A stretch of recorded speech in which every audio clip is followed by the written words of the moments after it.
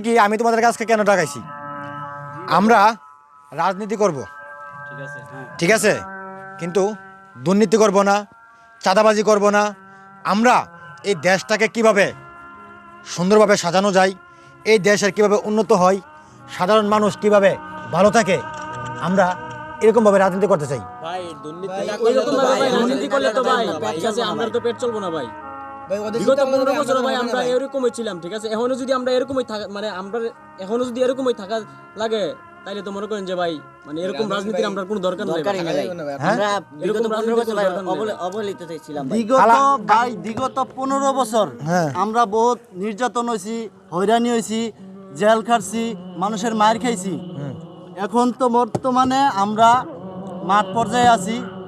আমরা বর্তমানে কিভাবে চলবো, চাঁদাবাজি, মানুষকে হয়রানি করে জেল খাটিয়ে কিভাবে ইনকাম করতে হইব, ওই চিন্তাটা আমাকে এখন বর্তমানে করতে হবে। কি ব্যাপার? নাহলে তো আমাদের পেট চলবে না ভাই।